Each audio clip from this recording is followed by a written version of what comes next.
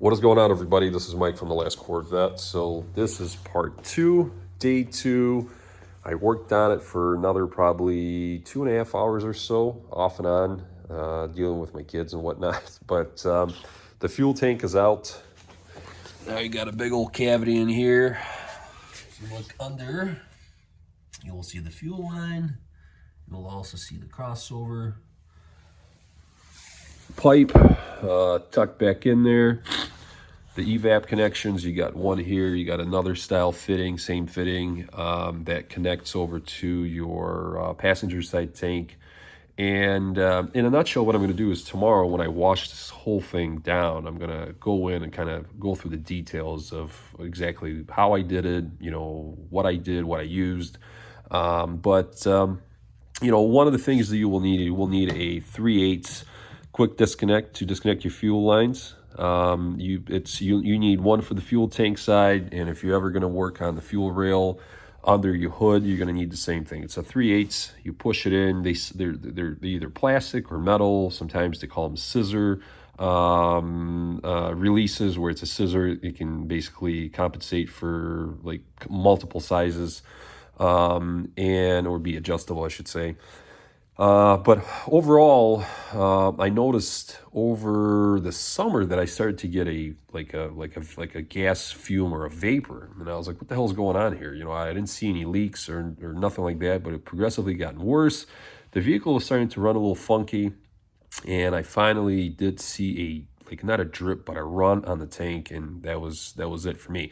Plus, on top of it, the whole idea was to get this tank out and replace the fuel pump with a upgraded Z06 fuel pump, which I'm going to do.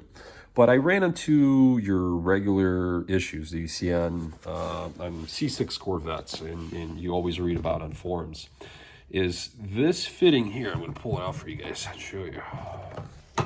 Normally it has these little tabs right here. So this top one broke because what happens is as you start pulling on your crossover, if you get lucky, they will separate, but most of the time they don't. And what happens is this fitting here will start pulling out, and it will reach a point where you have to separate them via a screwdriver, something long, because trust me, this is, basically right where the floor pan is, right? So all the way up there by the trunk. And, you got to use like a little long pry bar, a long screwdriver, and just work the crossover, and eventually this will separate. Now, more likely you're going to break the tabs. What a lot of guys do is they'll come out and they'll, I'll pull this out and show you guys. They'll drill little holes here, one on top, one on the bottom, and they'll run zip ties over these, let me just pull all this crap off. Over these little latches right there. See that? There's one on top, one on the bottom. And they'll basically zip tie this fitting in place. And, that way everything is aligned. Because if you leave it loose like this, you'll never be able to align your crossover male fittings into this female fitting on the tank. And, you don't want to do that. You don't want to have, you don't want to add more pain and suffering to this whole process. So what I'm going to do is I'm going to replace this whole fitting, the fuel lines. Obviously, the Z06 fuel pump is going to go in, but let me show you the culprit. There's actually two of them. Check this out. I didn't pull this out. This connector here, this is your main power feed going to the fuel pump. Look at this. This whole backing, this whole seal is just blown out, and it's definitely leaking fuel out of it. When I first got it out, it was all wet. And on top of it, this is your number one common issue that you see here. Let me zoom in. See that little crack there? That's a high pressure elbow coming out of your fuel pump, and it's definitely cracked, and it's definitely leaking fuel. So I had two fucking leaks over here. It's crazy. and what happens is a lot of times, you notice the leak or the vapor fumes. You always have a leak, but notice the vapor fumes when you fill your tank over, well, I should say in this case, you have a driver's side and passenger side tank. So when this tank is full, you're half tank. So when you're over half tank, it makes sense. It starts leaking not only from this fitting, but also leaks from this fitting, electrical fitting.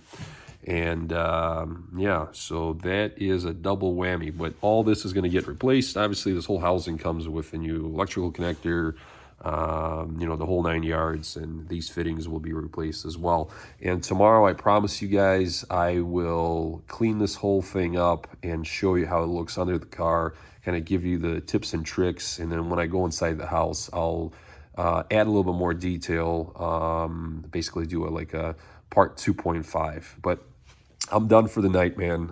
It's been a struggle. Okay, it's not the easiest thing to do, but it's definitely doable. This here is an automatic C6. You guys can see I'm in my garage with just, you know, basic tools, right? Nothing too crazy, not a big hoist or anything like that. But the fuel tank is out. I'll talk to you guys later.